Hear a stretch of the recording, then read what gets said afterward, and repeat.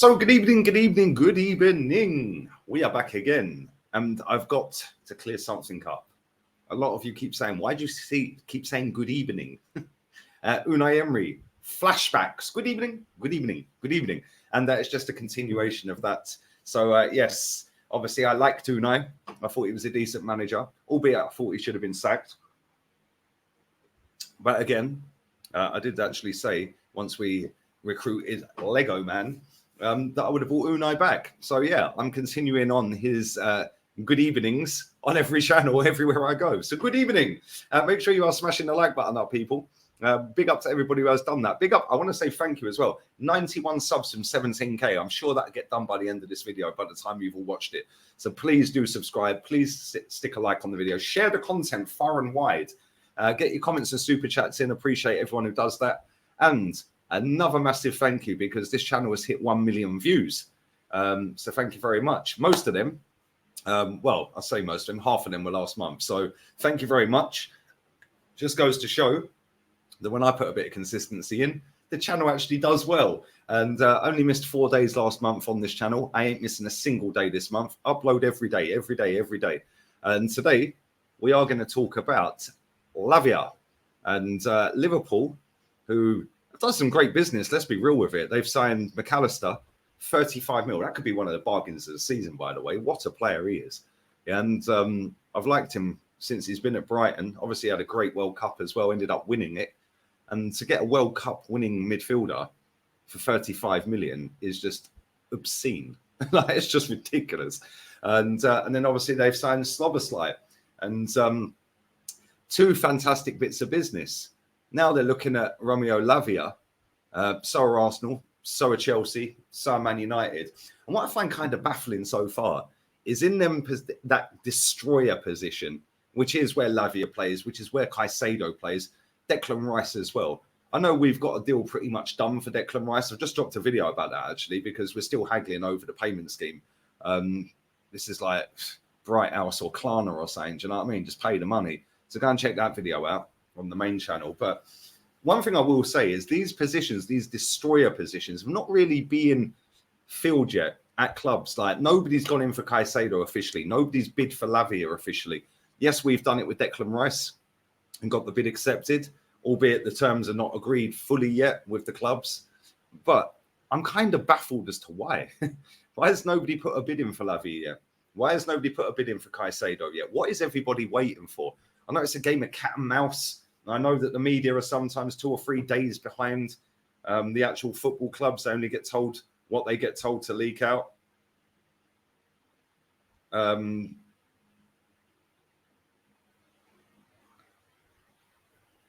about that. So yeah, it's kind of crazy. But yeah, I don't understand why nobody's put a bid in for him yet. And where will he end up? Like, where does this guy end up? Does he end up at Liverpool? Because listen, it's going to cost about 40 or 50 million quid. Let's be real with this. And Man City have actually got an option to buy him, first choice to buy him 2024. So a team needs to go and get him now, because otherwise he's going back to Man City. Let's be real. If he continues with the trajectory that he was on this season, albeit Southampton got relegated, for me, I think he's a top player. And I don't think he necessarily walks into any of these teams, like first team regular week in, week out. But I do think that if he carries on and he has another fantastic season, because he will be moving, let's be real. If he has another fantastic season like last season, yeah, then 100% he's nailed on starter at any football club. Yeah, because the level that guy could go to.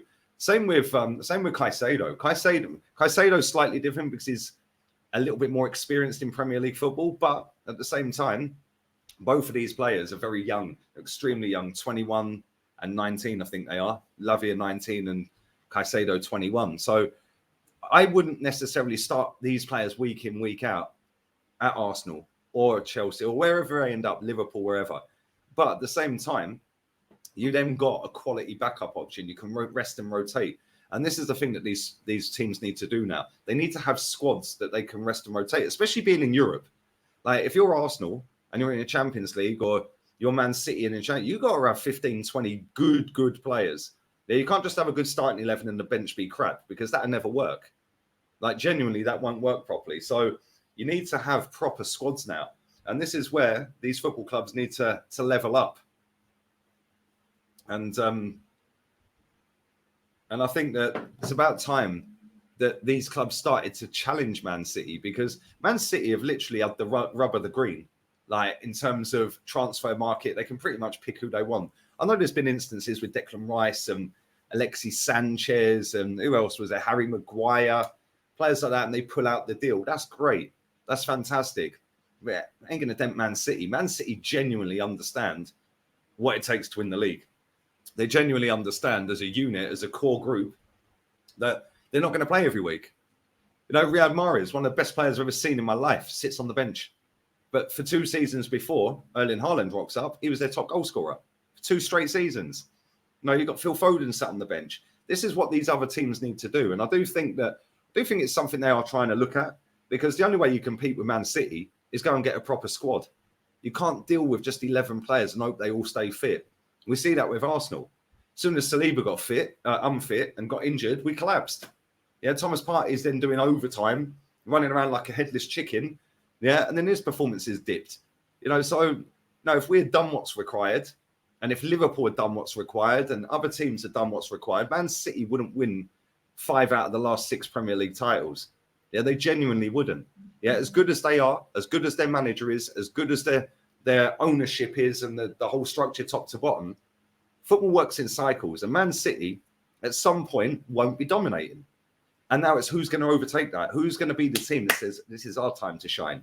Is it going to be Arsenal? Is it going to be Liverpool? Is it going to be Chelsea? Is it going to be a resurrection of Man United? Who knows? Yeah, the one thing I do know is these teams need to start taking it seriously and not just all about this. Yeah, start buying best players, start buying squads, start buying proper players, start rotating your teams properly. You know, who says that Bukayo Saka has to play 70 games a season? Like, go and get a right winger that can cover, and you can rest and rotate him. Same at Liverpool. You know, it's all well and good when Liverpool were doing great under Klopp, and they were playing the same 11 every week. That's fantastic. But football since then, with the 3 up front, Firmino, Salah, Mane, football since then has evolved mad. You know, now people are playing with inverted this and inverted that, and hybrids this and hybrids that. You know, you can't just play with the same 11 week in, week out and hope it works and everyone stays fit. So then when you turn to your bench, you're looking at the bench and you think, don't really fancy him. Yeah, I'm not really feeling that one either. So go out there and buy players that are of a reasonable level to start football matches at your club, but also make it clear to them, you bench some of the games, you know, because I need 70 games. You know, we need to get to the final stages of every competition. And you ain't playing 70 games, mate. You'll play 35, you'll play 40, may even play 50, but you won't be playing every week. Yeah, and you have to make that clear. And there's only one manager in the Premier League that has got his team tuned into that, and that is Pep. So I think Liverpool need to go and get that player. Yeah, I do think they need to go and get him. I actually think he suits Liverpool better than any other team. I can't even lie. But I just think he walks into their team on a more regular basis and would play a lot more games there, because I think you could rotate him with Fabinho. Yeah, because Fabinho for me is like, him and Fabinho could rotate the whole season. Yeah, whereas I think if you put him at Arsenal, is he gonna start every week at Arsenal? I'm not convinced. And I wouldn't want him to. Yeah, but he's too young and not got the experience to level up real quick. Whereas I think if he plays for Liverpool, he's got an experienced manager that's won the Premier League. Europa League's slightly different to the Champions League. And you've got somebody there in Fabinho that can teach him the ropes, albeit Fabinho's fallen off the wagon. You've got somebody there to elevate him and help him. If he comes to Arsenal, who's he got there in that position? El Neni. Because Thomas Partey looks like he's bouncing. So, yeah, for me, it's a bit of a weird one. I don't really know where he's going to end up. If I was to have a gamble on it, and I'm not a gambler, it's a mugs game. But if I was to have a bet on it, I'd say he goes Liverpool. Let me know where you think he's going to end up. Be interesting to know what you guys think. Chelsea are in for him, United are in for him, Arsenal are in for him, and obviously Liverpool. I think with Man United, I think that would be a good move for him as well. But I just think that out of the teams that are in for him, the best manager is Klopp. And I think that he'd learn a lot more from Klopp than he would at any of these other clubs. And I do think that Klopp wouldn't overplay him. He would get more game time at Liverpool, yeah, but than he would at, say, Chelsea, for example. They're probably going to get Caicedo, so I don't see him fitting in there. Yeah, and would he be prepared to sit on the bench and just be a squad player at Chelsea? I'm not convinced about that. Maybe at Arsenal, yeah, coming in and out the team, starting more games for Arsenal than he would Liverpool, for example. But I don't really know. I don't really know where he's going to end up. For me personally, if I was him, I'm going Liverpool. Yeah, you're gonna get decent game time, but not too much. Yeah, you're gonna have a player that's pretty much won everything.